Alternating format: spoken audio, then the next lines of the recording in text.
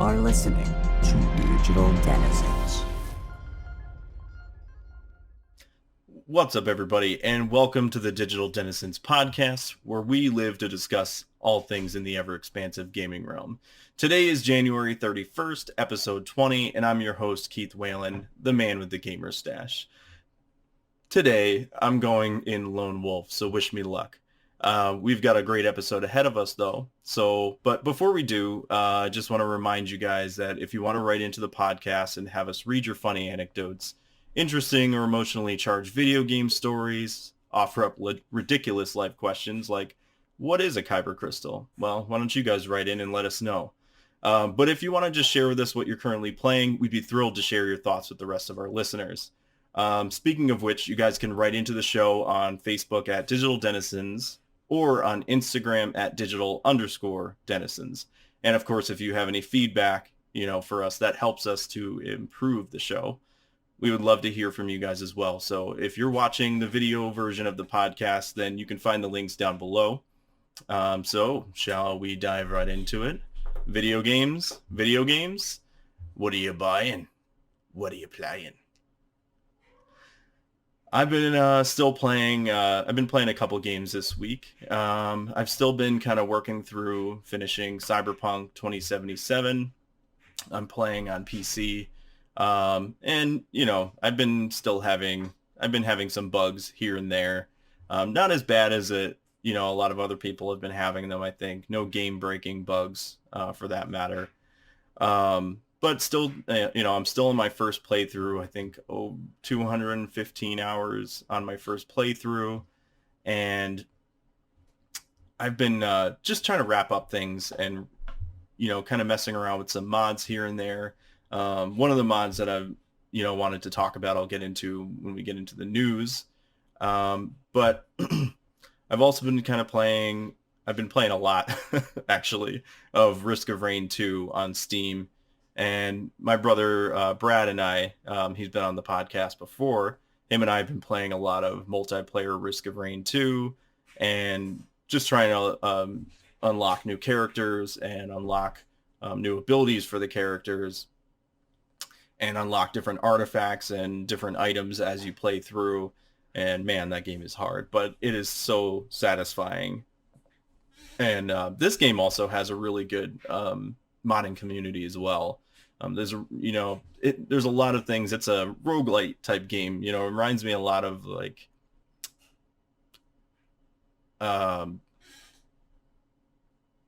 Dead Cells.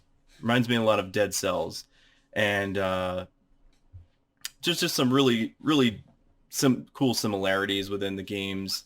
But Risk of Rain 2 doesn't really have, the only things that kind of transfer over into different other runs as you consistently play through the game are just the artifacts. So artifacts you can kind of add to enhance the game a little bit, but there's some really cool mods that allow you to pick starting items and pick to help kind of boost your run as you start, because it can be really hard, even just playing on normal.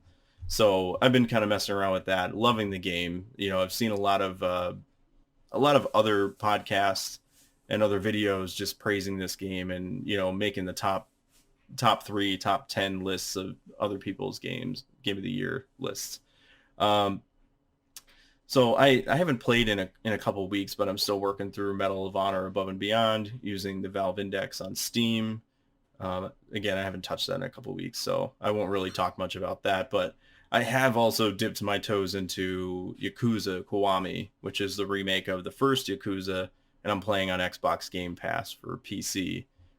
And this last week, we just got basically all of the Yakuza games added to Game Pass, minus Yakuza 6, and also Yakuza 7 Like a Dragon.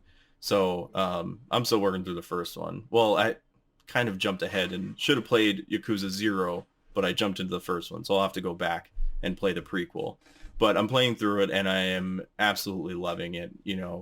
A lot of people have said the Yakuza games are just, beloved amongst a lot of fans. So this has really been a lot of fun for me. I played it a couple of years ago and never really gave it the chance, and now I'm kind of going through it, and I gave it a chance, and it's really been paying off. I see so much love has gone into this game.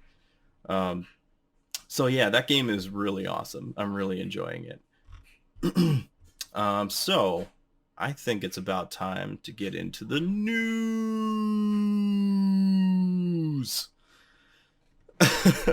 So the first bit of the news that I wanted to get into, I think I mentioned this last week on the pod. Cyberpunk 2077 photo mode contest is still going on. That was extended, and now it ends on January 31st, 2021. I pulled this from cyberpunk.net. Looks like the winners will be announced on February 28th, 2021. So there's 3 different photos that, kind of 3 different categories that you can post videos for on social media. Actually did this. I posted some on Twitter. So the first category is portrait, focusing on V or any other character from the game. And then the second category is action, showing off dynamic moments of the game, such as fights, jumps, car chases, etc. The last category is sights, taking in the best views from the game and architecture of Night City. So just to let you guys know, you cannot edit your photos outside of the game's photo mode. So you can't use like Microsoft Paint. You can't use any sort of photo editor on your computer to do this. And you can't use stickers in the photo mode. It has to be just plain, just the photo mode. You can use different presets and different filters and things like that. Just no stickers. I made that mistake actually. In the very beginning, I was taking tons of photos in this photo mode, and I had put stickers on like all of them, and I had so many good shots. And I was just like, I can't even use them, so I had to start over and go back and try to recapture a lot of those moments that I captured the first time around. So the next bit is Cyberpunk related. I also pulled this from cyberpunk.net, and it looks like this is more of a hotfix than a patch, because I believe patch 1.1 for Cyberpunk kind of caused a lot of issues with people's games, almost game breaking at times. And so what it says on their website, it's now available on PC. 1.11 is now available on PC, consoles, and Stadia. This update addresses 2 issues that appeared after patch 1.1, as I specified. Item randomization has been restored to the previous state. The save/load loot exploit will be investigated further. A bug in Down on the Street quest has been fixed, and it occurred for some players during a holo call with Takamura when using a save made on version 1.06 with Down on the Street quest in progress at wait for the Takamura's call objective. After loading such a save on version 1.1, the holo call would lack dialogue options and block interactions with other NPCs. So and then the next bit is this is the last bit of Cyberpunk news. Don't we get enough in our news feed anyway? This is one of the mods that I've been using with Cyberpunk 2077, and this makes a huge difference. It's called Climate Change, and I got this off of nexusmods.com. And this mod, the Climate Change mod, turns Cyberpunk 2077 into a world of Blade Runner, if you can imagine. And the description that I pulled from IGN, the modding community continues their work in doing everything they can to add cool stuff to big games. That continues here with a Cyberpunk 2077 climate mod that makes the game look like Blade Runner's Los Angeles. This mod, called Climate Change, and made by, I'm not sure, I'll probably butcher this, but Essenthy, Essenthy,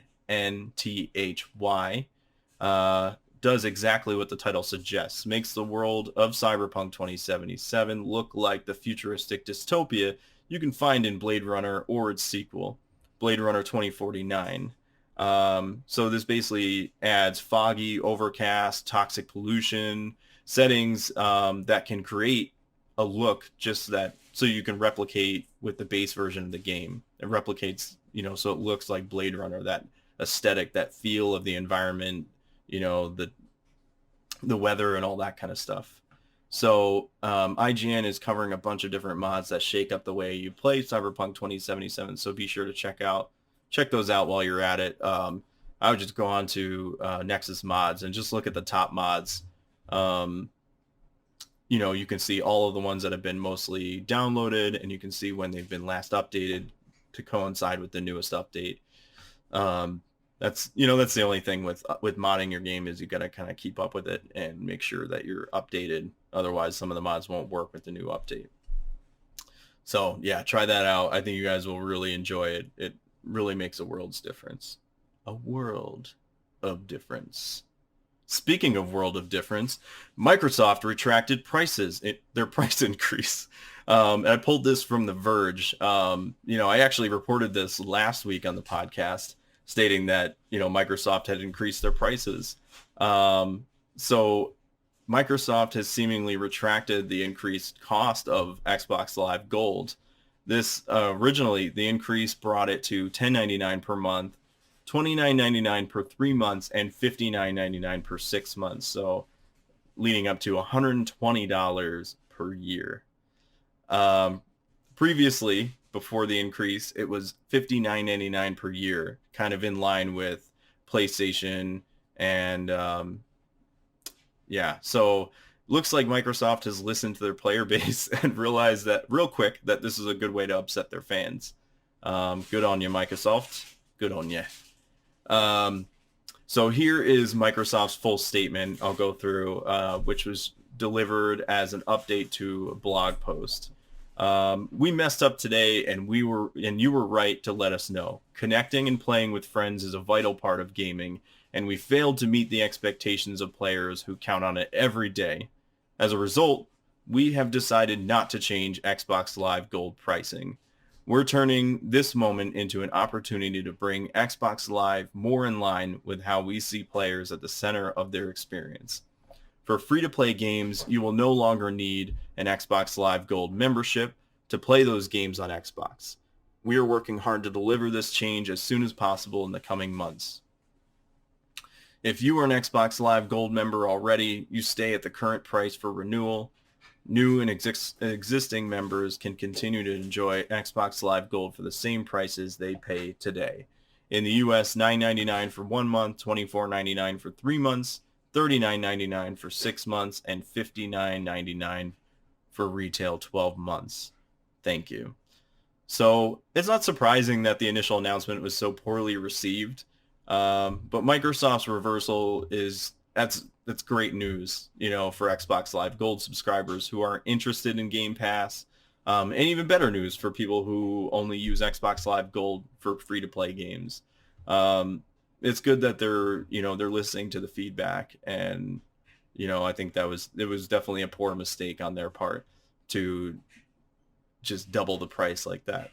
It's a good way to alienate your fan base and newcomers that want to come to your ecosystem. So good on you, Microsoft, for kind of righting your wrongs. Appreciate it. The next bit, the day before announcement, this game I found a trailer on IGN, and the description that IGN put is, the day before is an open world MMO survival set in a deadly post-pandemic America overrun by flesh-hungry infected and survivors killing each other for food, weapons, and cars. You wake up alone in a world you no longer remember. Setting out to find answers and resources to survive, looking like a cross between Last of Us and The Division. I would totally agree with this. Watching the trailer, I definitely got a lot of vibes of The Last of Us in terms of like the gritty environment, especially the Division too. Like I think it was just it was a perfect combination of both. With the animation of the characters as they're crouching behind something, moving through the grocery store or whatever that was. a lot of it reminded me of The Last of Us. And The Division, it looks like it takes place in New York City, but this looks like what I originally wanted The Division to be. I played a lot of The Division 1 and a little bit of Division 2, and ultimately I think it was just like a glorified kind of looter shooter. That's just my opinion. So if you guys are, enjoy The Division, cool, good on you guys. But I kind of, originally from the E3 videos that they showed off in The Division, I was really hoping for it to be something different, a little more survival, and just, overall just a little more gritty and a little more realistic. And that was kind of what they showed at E3, and that's not the same game, I don't think, that came out, eventually when it released. So it looks like the day before is an open world survival game coming to PC with elements of PvP and PvE, putting you against other players and the game's take on zombies called Infected. So yeah, I think with the whole Infected thing, it did remind me a lot of The Last of Us. There was even some of the UI stuff that watching the trailer that reminded me of The Last of Us. Not a bad thing, to take something that works from The Last of Us, a mechanic or something like that, and utilize it in your game in a way that you're not infringing on, The Last of Us, but in a way that works in your own way, I think is awesome. So yeah, I guess it said coming soon, so there's no other release date other than that. So I guess we'll just keep our ears open to see what comes from this. I'm curious. So the next bit here, System Shock Remake pre-orders arrive alongside a final. System Shock Remake pre-orders arrive alongside a final demo next month.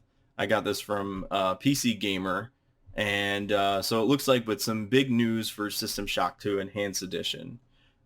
4 years after a 1.3 million crowdfunding campaign and a subsequent total reboot, Night Dive Studios' ambitious System Shock remake is one step closer to release. In a Kickstarter update this week, the developer announced that System Shock pre-orders will go live on Steam, GOG, and Epic Games Store by the end of February. Accompanying the pre-order launch is one last pre-release demo, going from medical through to an EDM cyberspace nightmare. This build will feature full dismemberment, new voice acting, and a fresh pass of smaller features and bug fixes over previous demos. The update post includes a sneak at other parts of the game, showing properly menacing robots and blood gushing from computer terminals. All normal space stuff, right? I mean, it's normal to me. I'm pretty comfortable with that. Night Dive Studio also announced some major changes coming to System Shock 2 Enhanced Edition. While not a ground-up remake like the first game, the studio writes that the scope of System Shock 2 Enhanced Edition has evolved into a more substantial remaster than initially intended. So porting System Shock 2's source code into its in-house engine, Enhanced Edition will feature completely remade character and weapon models, but Night Dive has also wrangled in the last 10 fan favorite community mods, including new models, textures, and quest notifications, and is still gunning towards an impressive standalone VR version of the 90s and ImSim. System Shock 2 Enhanced Edition will be included for free with pre-orders for System Shock Remake or for folks who backed at the $30 tier or above. So that's awesome. I mean, it's cool to see more news coming from System Shock Remake and System Shock 2 Enhanced Edition. I am so excited for this. I think this is going to be great. I mean, it's been years, since a System Shock game has come out, period. And even if it is, remake or remaster or whatever, it's just cool to see System Shock come out in its full glory. And I think with Night Dive Studios, I think they're in good hands here. So, and I'm curious to try that demo too, to see how that all shapes up. There was another bit here kind of tied to Night Dive, and there was a post showing that showing VR controls for System Shock 2 Enhanced Edition. This was also on PC Gamer. When Night Dive Studios ran a Kickstarter to fund a remake of the original System Shock in the new engine, it fell short of $3 million stretch goal for VR support. While that remake is still in development, fingers crossed for a 2021 release, please. Night Dive is working on an enhanced edition of its sequel at the same time. We hadn't heard much about progress on that lately until this tweet from Night Dive. So that's System Shock 2. That's just System Shock 2 being played with a controller. There was a video there on PC Gamer that shows them playing with, I think it was the Valve Index controllers. It showed it being played on the Index. Seems like it was some nice one-to-one. It was just kind of like arm swinging, like a weapon, but there was no hands or arms attached to it. So it's probably, if this is true, this is pretty early what they were showing. So, but it just showed some arm swinging action, knocking down a ladder, killing a psychic monkey with a wrench while shouting "Die Monkey." So I'm getting the vibe that Night Dive doesn't like monkeys. That's just my thoughts, but I'm just kidding. If you played this System Shock 2 back in the day, you'll understand the feeling, is what they're saying. So there are several parts of System Shock 2 that would be amazing in virtual reality, and I am totally on board with this. I love VR games, and I would love to see this come to VR platform. Just the menacing monologue of Shodan, and I mean, it's a pretty scary game, so I think it would just be very immersive, and impressive with like the sound design and the whole experience in itself. I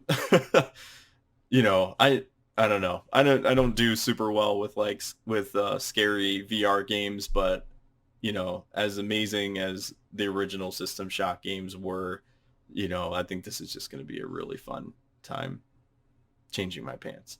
As far as there was a little bit of news here as far as System Shock 3, which is being developed by Other Side Entertainment. It looks like it was announced that publisher Tencent had taken over in May of 2020. So as of right now, there hasn't been any new developments. I know there was kind of like some disagreements in the life cycle of what, the studio and all that kind of stuff. So hopefully we'll see some more on that. Hopefully, fingers crossed. Okay, let's move on.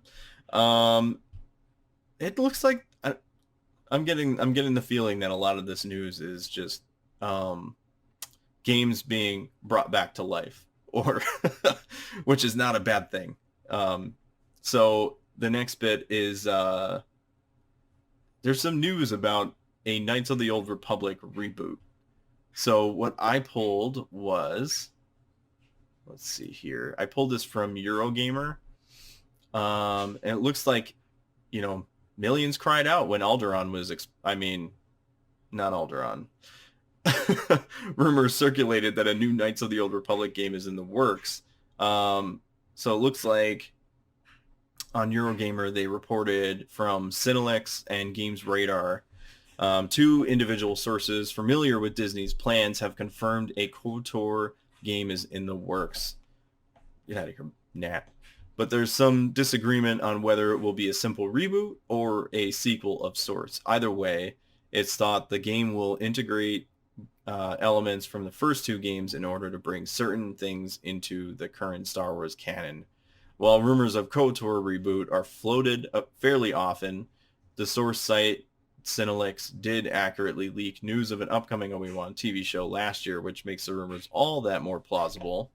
It's unclear whether the reboot is in hands of original developer BioWare or if it's been passed to another studio in the EA family. But as always, we'll keep you posted when we find out more, perhaps. Let's see. Well, that was from last year. So I think in this one from, I think this was from, where am I pulling this from? LRM Online. I don't know if this is a substantiated source. So I don't know. We'll take it with a grain of salt.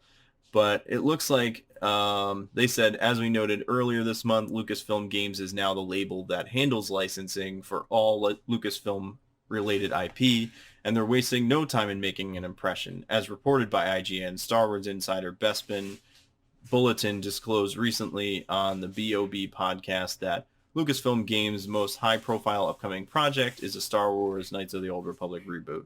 The kicker, the new game is not being developed by EA or BioWare. So there you go. So who knows if that's a good thing or a bad thing. BioWare handled, the original KOTOR games. And so it'll be interesting to see what happens and whose hands this lands in. I never got into the KOTOR, SWOTOR, I guess you would say, is the online Knights of the Old Republic. I played a bit of the original Knights of the Old Republic and the sequel to that. Those games were awesome. So it'd be cool to see a new game come from this. It's just exciting that EA is no longer, the sole proprietor of the license. It hadn't, I think it hasn't been 10 years, which was the exclusive deal between Disney and EA for that license. But I'm glad it kind of ended early. We got a bunch of really cool games from EA. Fallen Order, Squadrons. We got Battlefront 2, which, was a rough launch, with all of the loot boxes and stuff like that, but it got better over a couple of years. It took some time to get there, but overall, I think it ended up being really good. Especially, Fallen Order was a really great first shot at a Star Wars Jedi game. We hadn't had anything like that since not Knights of the Old Republic, Jedi Knight, and Jedi Academy. And those games were amazing. I remember playing those. And I'd love to see another Jedi Knight game come from something like this. But I think this new deal coming from Disney, allowing other developers to create content or create games under these different developers, being under this banner of Lucasfilm Games, there's so many possibilities out there that people who always wanted to but never had the chance to before when EA held the license can now either create something from the extended universe, pull that and create something interesting, or be able to bring something old back like Jedi Knight. God, Kyle Katarn, please come back. Also, Dash Rendar is, also a beloved character from Shadows of the Empire. It would be really cool to see a Shadows of the Empire game be revisited at some point, or even just either a reboot or continuation of his story. I think that would just be amazing. Oh, we're all praying and hoping, living on hopes and prayers. All right, let's move on. This next bit is Metal Gear Silent Hill sequel. Metal Gear, Silent Hill sequel hopes dwindle as Konami Studios close. I pulled this from Screen Rant. Konami recently announced the shutdowns of 3 production divisions, raising doubts that the company's flagship series Metal Gear and Silent Hill.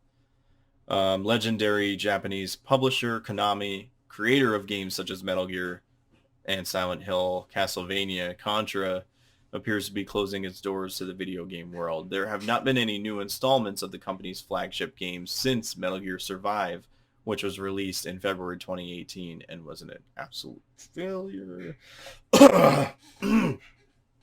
Sorry.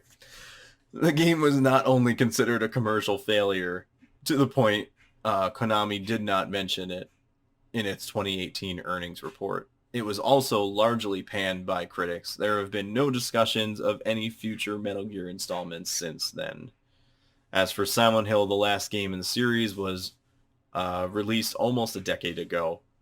With Silent Hill Downpour, the game was released back in 2012 to mixed to mixed critical and commercial success.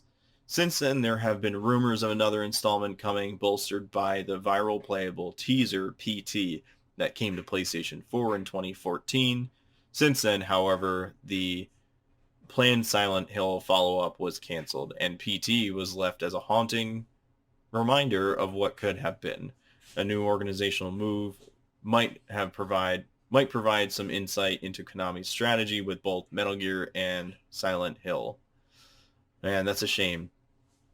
Yeah, we haven't had a good Metal Gear game in a long time, and I think I don't know. I feel like maybe this is karma after they kind of screwed over Kojima. They lost their last bit of good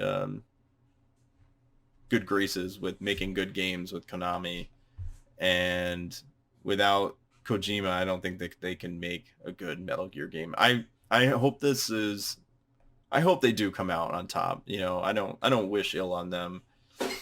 I would love to see like a Metal Gear Solid 1 remake, from the PlayStation 1. I know we had the one on GameCube, but that one, it wasn't bad. It was just kind of a little over the top, having Solid Snake kind of do like a backflip off of a missile from the Hind D scene. It's just, I don't know. I want something a little more realistic, a little more gritty, kind of like Metal Gear 5, but, obviously Metal Gear 1 was a little more story focused.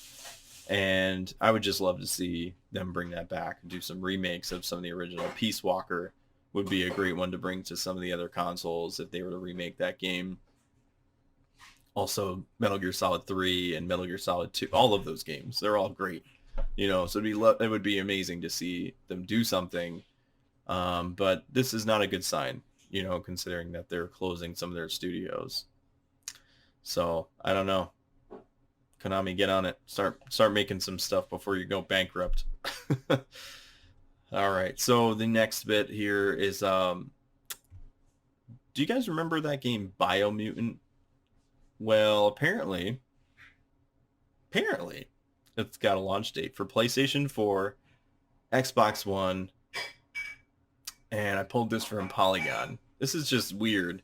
It looks like it's coming in May. This is Avalanche Studios alumni. Biomutant has finally a launch date. Hold on. Biomutant finally has a launch date. THQ Nordic's open world post-apocalyptic kung fu fable arrives May 25th, 2021. PlayStation 4, Windows, PC, and Xbox One. Originally, this game was due in 2018. Biomutant is developed by Experiment 101, which Avalanche Studios' former creative director, Stefan, I'm going to mess this up, terrible at names, Stefan Lundqvist, I'm sorry, I apologize, that was a butcher, founded in 2015. THQ Nordic is the game's publisher. In Biomutant, players can modify their character with bionic prosthetics, powerful mutations, and cool weapons, all of which amp up the game's martial arts combat system. And it looks like Polygon had got their hands on Biomutant at PAX West in 2018, right around the time Experiment 101's official website for the game went quiet, and returned with a brief launch announcement on Tuesday. The player-designed protagonist character will take on a blend of animal features according to the attributes users give them. In Biomutant's world, the characters aren't only adorable-looking critters, they're actually scarred survivors of a post-apocalyptic world. They said it feels great to slide through, a large enemy's legs and catch them unaware from behind with a devastating combo. Oh, that just sounds terrible. It sounds dirty. Mike Futter wrote from Polygon in 2018, each weapon has its own play style and a unique super wushu attack. I don't know what a wushu is. I don't know why they don't explain this. Attack that can be charged over time. Although playable on Xbox Series X and PlayStation 5 through backwards compatibility, Biomutant does not have a version of enhancements planned for the next generation of consoles. So I don't know. We'll see. Maybe they'll do an update. seems like it's been a long time coming. I don't know why some of these games haven't had some of the next gen upgrades in mind already. You know, we're seeing Hitman 3 that just came out, and there isn't a next gen build available for the PlayStation 5 or Series X. So I don't know. This kind of makes me a little bit reluctant right now to be buying a next gen console, because there isn't a lot of games that actually utilize the next gen upgraded version. You know, like Cyberpunk 2077 isn't available yet. Hitman 3 doesn't have their next gen upgrade available yet. I think, you know, there's only a handful of games that are out that actually do use the next gen upgrade. So that might be something to keep in mind if you guys are looking at getting a next gen console. And looks like the last bit of news here is this is kind of all over the news everywhere. GameStop investors share why they went big on GME stock squeeze. So I pulled this from IGN. GameStop stock is acting strange lately. Still, it's gone even higher after last week's surge drove GameStop's value skyrocketing to record levels. And although the week is still young, it shows this unexpected rise is rather than a result of anything the company's done, a savvy bit of investing, and at least in the short term. The interest in GameStop's irregular stock activity has thrust the Reddit group seemingly driving the surge into the spotlight. Popularly described as 4chan with a Bloomberg terminal, our Wall Street Bets is a wild west of stock investing advice and memes, and the pearl clutching establishments has certainly painted this group as a rogue troll army messing with the official practices of Wall Street. IGN has reached out and spoke to several Wall Street Bets day traders to find out more about the group that has thrust the struggling video game retailer into the spotlight. What is going on with GameStop stock? Well, apparently GameStop stock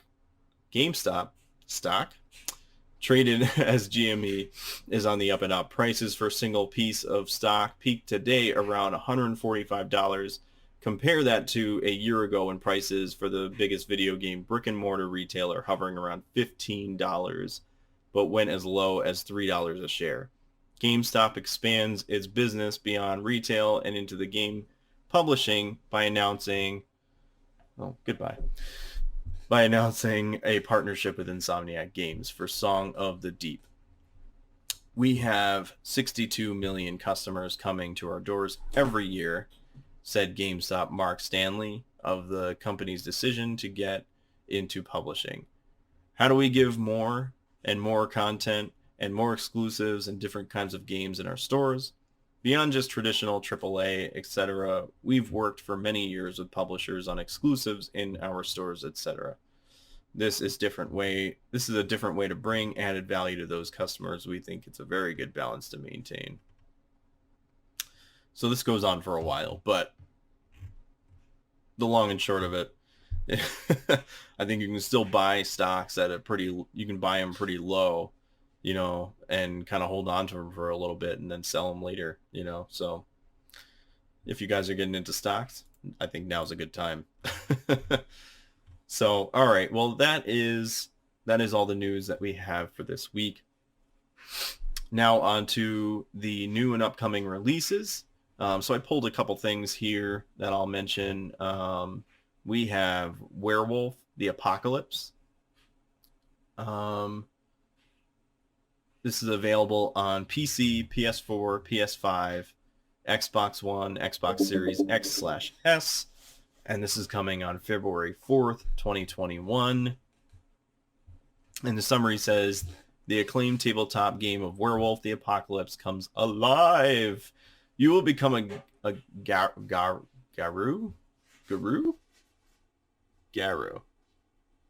I don't know. A rage-fueled werewolf warrior opposed to urban civilization and the destruction it brings. So this game looks pretty cool. Keep your eyes out for that one. This is this is pretty cool. I mentioned this, I think, on the last podcast or the one before that. Neo, I think it's pronounced. Available on PlayStation 5, is coming February 5th, 2021. I don't know. Neo tells the story of blonde-haired samurai warrior who must discover his own destiny in the midst of a war-torn 16th century Japan. Check out the trailer for the Neo collection featuring remasters of Neo and Neo 2, which is available on February 5th, 2021 on PlayStation 5. In the Neo collection, journey through Sengoku-era Japan to face nightmarish foes and legendary warriors. Master the way of the samurai in Neo, and unleash your inner darkness in the sequel. So Neo 2 Complete Edition says it's going to be available on PC, PS5 on February 5th, 2021, as it stated in that last part. Unleash your darkness. Master the art of the samurai in the brutal brutal massacre action RPG sequel Neo 2 for Death is Coming. This is from Techno/Team Ninja. They made the Ninja Gaiden games, if you're not familiar with this. And it looks like PC players for the Neo 2 Complete Edition will be available on Steam, and they can expect support for 4K resolution, ultra-wide widescreen, HDR, 144 hertz, including the option for locked 60 frames per second. Customizable key bindings and gamepads as well. You can also, if you're playing it on Steam, there's also a Steam exclusive helmet. There's a valve on the back of the helmet, mouse wheel, and some keyboard keys with RGB backlighting. So it looks kind of interesting. Those who buy Neo 2 Complete Edition on PC or PlayStation in its first 3 weeks of the release will also receive the bonus PC pieces of armor. The Sohaya Deserter Garb and ornate gold armor. And if you own the original Neo 2 on PlayStation 4, don't feel left out. Play the original game within those same 3 weeks and you'll get them as well. The next one is Little Nightmares 2. I never finished the first one. It was kind of scary. It was kind of hard to get through, but it was really cool. I liked it a lot. Little Nightmares 2 is going to be available on Nintendo Switch, Xbox One, and PS4. Looks like February 11th, 2021. Little Nightmares 2 follows the story of Mono, a young boy trapped in a world distorted by the humming transmission of a distant signal tower. So I wonder if you'll be playing as the same character. I'm not sure. The next one is Persona 5 Strikers. I know Persona is a beloved franchise amongst many. So this is cool to see another Persona game come out into the fray. This is going to be available on Nintendo Switch, PS4, and PC. And it says Persona 5 Strikers is an action RPG set in the Shin Megami Tensei Persona universe and featuring one against many battle mechanics created by Omega Force. So keep an eye out for that one. And the last one is Bravely Default 2, available on Nintendo Switch, February 26, 2021.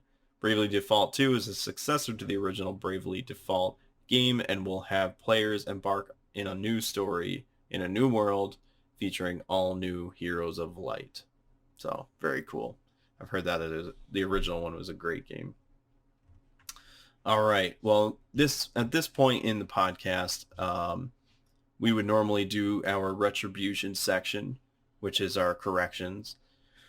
So we're counting on you guys to help us build this podcast into something really great and worth your listen. So if we happen to get anything wrong or mischaracterize things from time to time, which we can do because we're only human, so give us a chance. This is our opportunity to help support us so we can set the record straight in future episodes. We're counting on you to hold our feet to the fire. Just don't burn us too badly here. And if you're watching the video version, then again, you'll find these links down to our social media down below. And, well, I think that's all the time we have for today's podcast. I hope that you guys enjoyed what you heard, and we truly appreciate you guys tuning in for another episode of Digital Denizens. You have no idea how much it truly means to us that, you guys are that we're able to do this podcast, that you guys listen. And as I would say, please hit the subscribe button and subscribe and follow button. And if you like what you hear, please keep your ear to the ground for more to come very soon. Thank you.